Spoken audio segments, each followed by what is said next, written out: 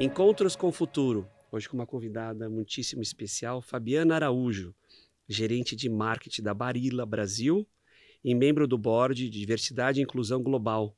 Fabiana, é um prazer enorme ter você aqui com a gente. Eu que agradeço pela oportunidade, muito prazer, tá muito gostoso. Que legal. E aqui comigo a professora Isabela Vasconcelos, coordenadora nacional de soluções corporativas da SPM. Professora, obrigado pela companhia na bancada. É um prazer. Fabiana, antes de a gente mergulhar em liderança de marketing, liderança feminina, ESG, conta um pouquinho da Barilla que todos conhecem, pelo menos no prato. Conta da empresa, conta da envergadura da empresa e como é que vocês estão no Brasil. Eu vou te contar que a gente aqui no Brasil conhece só um pedaço. Só Se um a gente já ama, Barilla no mundo é uma indústria de alimentos, né? Então nós temos mais de 20 marcas de produto. Entre eles massas e molhos, que é o que o brasileiro conhece. Então, mas a Barilla lá fora ela tem pães, biscoitos, snacks, crackers, enfim, é uma linha infinita, enorme de produto. Nos anos 60, mais ou menos, a Itália mudou o jeito do italiano tomar o café da manhã com os biscoitos Mulino Bianco. Então, é uma empresa com muita história, né, com um portfólio gigantesco que atua no varejo, no food service e muito próximo, né, de toda essa cadeia. E aqui no Brasil a gente ainda, né, quizá a gente possa fazer um trabalho aqui para expansão também. A marca Barilla ela é muito conhecida como uma marca de massas e molhos.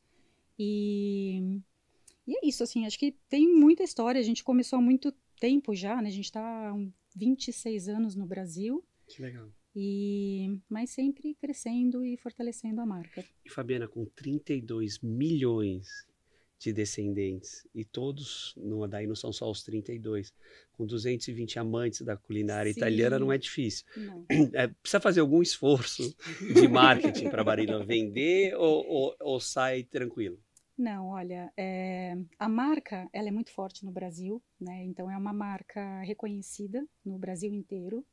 Então, isso é uma força muito grande para a companhia, é um grande apoio também para os varejistas, parceiros de negócio, né? Porque é uma marca e está feito e consegue trabalhar no Brasil inteiro, apesar da gente estar mais concentrado, né, no Sudeste e no Sul do Brasil.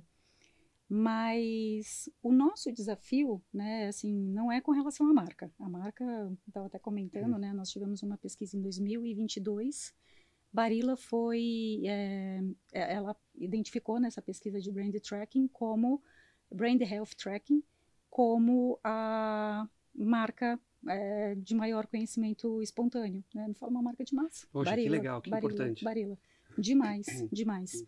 E o nosso desafio hoje é trazer, né, para a categoria, que é uma categoria que é muito commodity para o brasileiro, porque assim, macarrão todo mundo come. Uhum. Penetração da categoria 99,7, eu não sei quem são os 0,3. Que não responderam.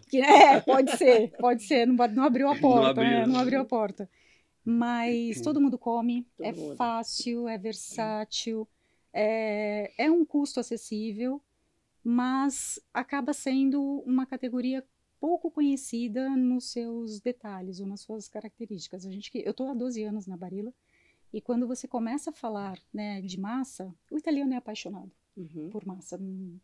Então, eles têm um conhecimento, né, se eu não me engano, para não falar besteira, eu acho que eu não sei se são... A Barilla acho que possui mais ou menos 300 cortes já desenvolvidos de massa. Eu não sei se Barilla ou Itália, mas assim, é nesse universo. Aqui a gente tem, os mais populares, você tem 5, penne, fusilli, espaguete, tudo isso. Professor, parece a França com os queijos. Vocês são com a pasta. Exatamente. E acho que assim, nós começamos a fazer um trabalho no Brasil para falar o que é uma massa grano duro, né?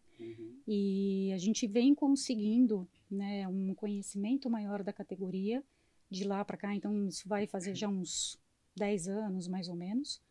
Muito também no momento em que nós lançamos uma categoria exclusiva para o Brasil, né? Então, assim, Barilla entra no Brasil com a abertura do mercado, né? É um mercado econômico lá nos anos 90. É uma das primeiras marcas importadas de massa, né, que chegaram no Brasil com a caixinha azul, né, que é icônica. Todo mundo conhece a caixinha azul de Barilla. E o paredão azul no ponto de venda, né? Eu lembro, quando eu estava numa outra indústria, né? O pessoal falou assim, meu chefe falava, eu quero um paredão, como o paredão de Barilla, né? Eu assim, nossa, um dia, né? Imaginar que estaria sentada na cadeira, né? Representando a marca é um orgulho. E aí, em 2013, a gente vinha como importador e venda, né, de grano duro exclusivo, grano duro e molhos. Em 2013, a gente decidiu lançar a massa com ovos. Né? O que é uma massa com ovos? É uma massa feita no Brasil com o trigo tenro, um trigo branco, da farinha que a gente conhece. O grano duro, se você pega, ele é um grão amarelado, que se você bater, ele vai estilhaçar. O trigo tenro, a cor é parecida, mas ele é mais branquinho, o seu interior.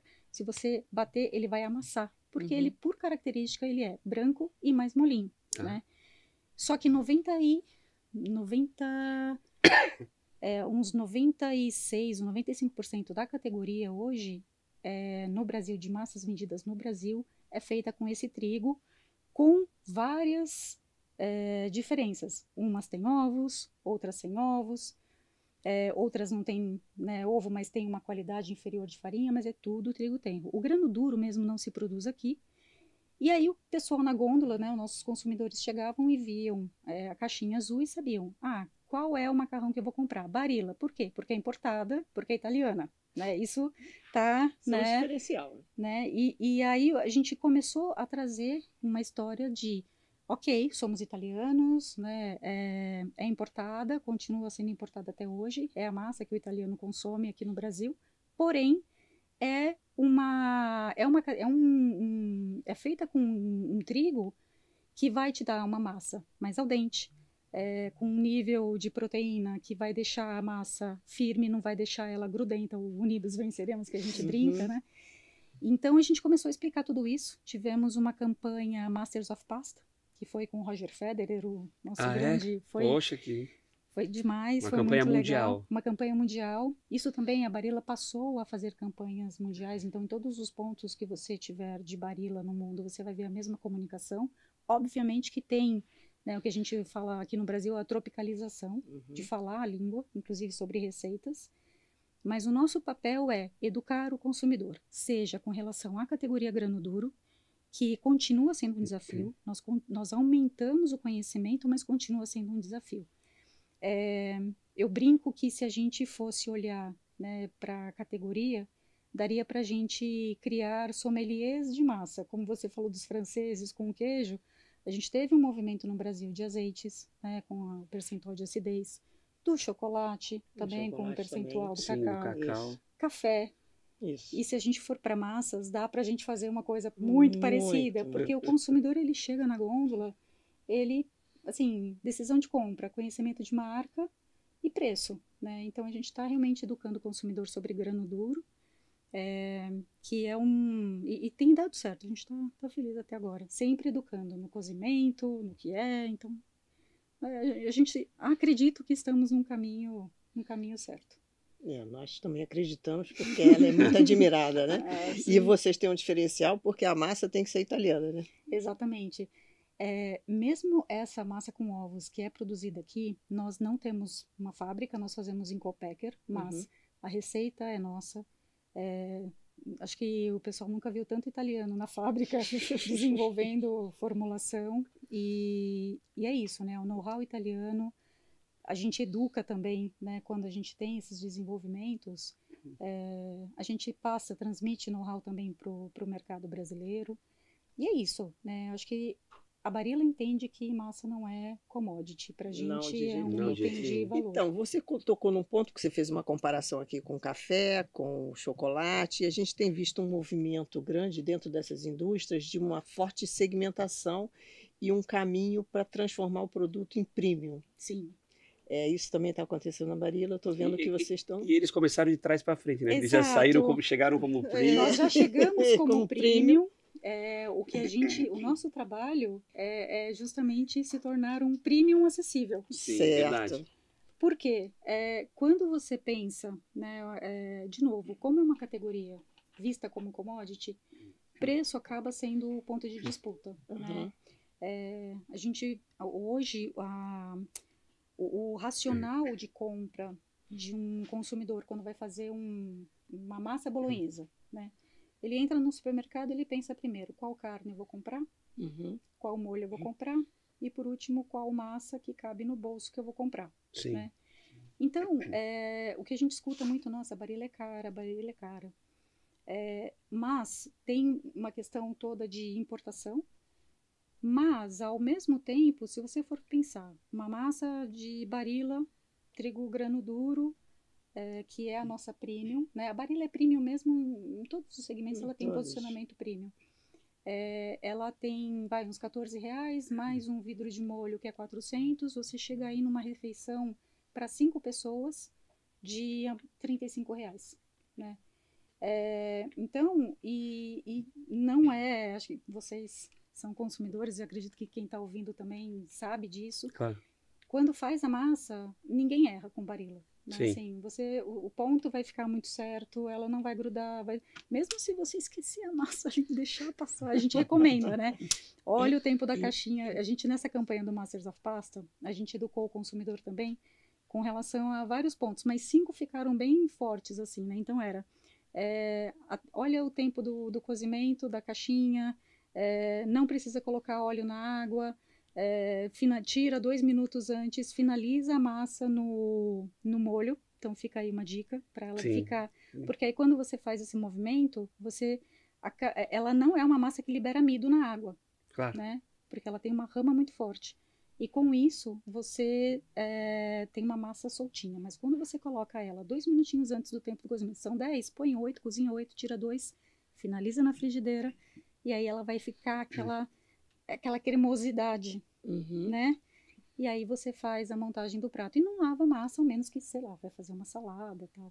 Mas assim, a gente vai educando, né? Isso é uma aula, né? Não, uma aula, quero ver eu explicar isso para a nona. Agora eu já sei.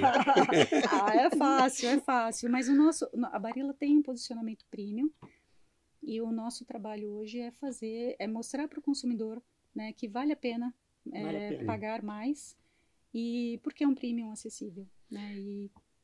Fabiana, quando você tem uma marca com essa reputação, né, ser líder no setor, tanto de qualidade quanto, né, na questão nutricional, quais são as preocupações fora do produto principal, do core? Você comentou que você faz parte do board de diversidade e inclusão. Sim. Essas outras ações ligadas a ESG, como é que a Barilla tem incorporado no Brasil? Se isso vem da matriz? Como é que é a cultura da empresa nessa linha? Olha, João, é bem interessante porque a Barilla já há 15 anos, quando nem existia a sigla ESG, ela criou uma fundação, Fundação Barilla. Tinha um outro nome, hoje é Fundação Barilla, mas sempre foi subsidiada pela Barilla, mas é uma fundação à parte, né, independente, que gera estudos no segmento alimentício, mas olhando o social, olhando o impacto ambiental, né? E são estudos que são desenvolvidos muito interessantes, que estão abertos, sempre estiveram abertos para o mercado. Então, tem muito nutricionista que acessa, né, a informação. E hoje eu convido a Fundação Barilla, coloca ali na internet, vocês vão encontrar muito material.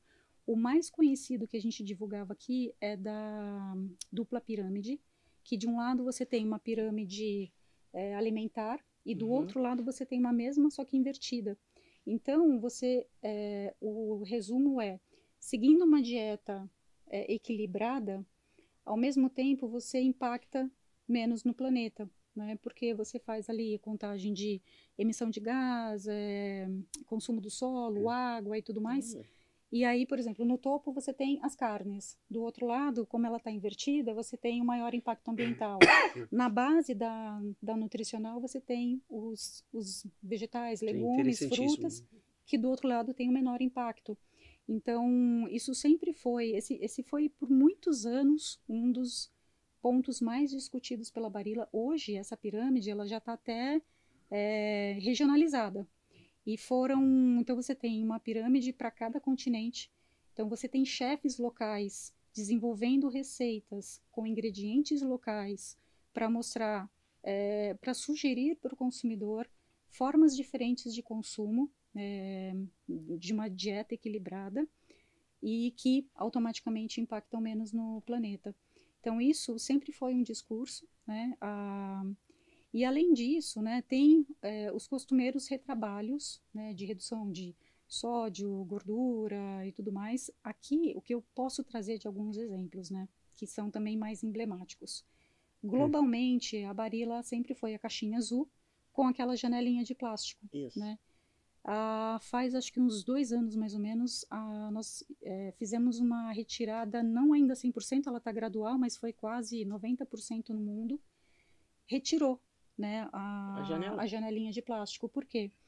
Todo o material ele é reciclado. Né? Só que quando você vai para a cooperativa ali na ponta, você tem que fazer a separação do material. Sim, ficou muito mais fácil. Ficou sem a janelinha? Ficou sem a janela, agora é uma caixa inteira. Na lateral, o consumidor ele consegue ver uma imagem do tamanho do corte real, se ele quiser entender. Porque a janela, né, assim, a gente sabe que o consumidor, por um lado, a gente sabe, né, que o consumidor ele gosta, né, de ver o produto e tal. Mas, com isso, foi uma redução de 126 toneladas de plástico por ano. Na verdade, não é uma redução, né? Nós deixamos de direcionar 126 toneladas. Então, esse foi, acho que, do ponto de vista de embalagem, né? Não, genial. Foi necessário, né? Você Repensar entender a cadeia, né? Tem que olhar design dos produtos para olhar a economia circular. Exatamente, parabéns. Exatamente. E aí, do ponto de vista também, né, de produto, aqui no Brasil, nós fomos uma das primeiras grandes marcas, eu diria que ainda a única grande marca, tem alguns outros produtores, mas de grandes marcas, Barilla é a única que usa ovos de galinhas livres de gaiola. Olha, isso é fantástico, hein? Na Europa e já da escala? lei. Essa é a questão, né? Por quê? Isso a gente fala não para falar, nossa, Barilla é diferente, somos, né? Mas para justamente incentivar, porque o papel do líder é puxar o desenvolvimento. Então, quando a gente fala, a Barilla está fazendo uma massa com ovos cage-free, como a gente tem outras indústrias em outros produtos, a ideia é que mais e mais empresas entrem, né, nessa... A gente tem visto o crescimento nas prateleiras dos ovos de galinhas. Dos ovos, exatamente. Isso. A demanda cresceu. Exato, mas ainda como é que eu posso dizer? Ainda não é tão comum. Não. Se você vê, pela curva de preço, né? Pela curva de preço. Mas é que tá. Se você tem mais e mais indústrias participando, você cria escala e o preço cai. Isso. Né? Quando a gente entrou, a escala era péssima, né? E o preço era alto e a gente investiu mesmo assim. Então, isso foi investimento, a gente não faz esse repasse, né, para o consumidor. Aliás, repasse de preço, a gente... é uma das seguranças que a gente faz no Brasil, né, de ter uma estrutura nossa, que a gente tenta fazer o mínimo possível, porque a gente acaba sofrendo muito com as questões de dólar, né? Sim. Mas a gente vai absorvendo ali, ou de tentando... Euro. Isso, dólar e euro, meu Deus do céu. Agora a gente... acho que na última semana a gente está conseguindo separar um pouquinho, né? Então o dólar deu uma... Mas o euro está machucando. Mas posso trazer um desafio aqui? Claro. Desafio para você, hein? A nossa geração fitness, massa engorda, não? Se você comer de forma correta, não. Olha isso. Vamos para outra aula, então, né? Não, vamos. Eu quero essa pirâmide. Pode ser... Mas aí é que tá. O brasileiro, e aí também é um papel. Por isso que as receitas, né, como a gente estava conversando, elas são muito importantes. Por quê? A massa é uma tela em branco, né? Você faz com ela o que você quiser. Tem o primeiro ponto que a gente gostaria que o consumidor entendesse. Não adianta fazer um molho maravilhoso, sensacional, se você não põe numa base, numa tela preparada, maravilhosa, né? Então, olhe mais para a massa que você está... importantíssimo. E o molho, ele não precisa ser um molho, né? Assim, é uma delícia comer um molho bolonhesa, um carbonara, né? É maravilhoso. Mas o nosso chefe, né, o Gabriel Pavan, que é o chefe Barilla, aqui no Brasil nós temos um chefe, que ele é maravilhoso. Aliás, ele também tem um Instagram dele, que ele compartilha, tira dúvida, é um negócio. Tem o nosso e tem o dele, né?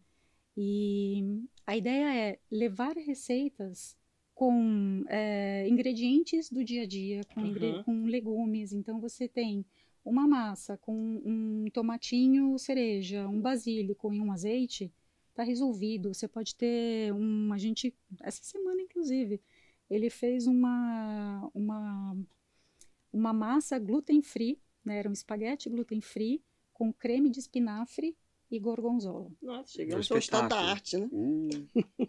Então, assim, espinafre, né?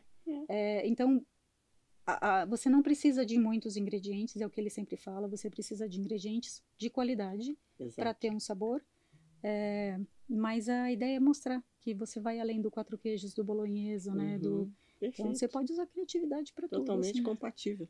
Saindo um pouco do prato. E a questão da diversidade e inclusão? Sim. Qual a importância para o core da empresa? Como isso oxigena as ideias? Olha, demais. A Barilla está nessa trajetória já há mais de 10 anos, né, em diversidade e inclusão. Eu posso falar de carteirinha, né, que participei desse movimento, né, e a Barilla, ela vê, na verdade, a inclusão da diversidade, né, que deveria até mudar a sigla, mas né, não diversidade e inclusão, é a inclusão da diversidade. Sim, excelente.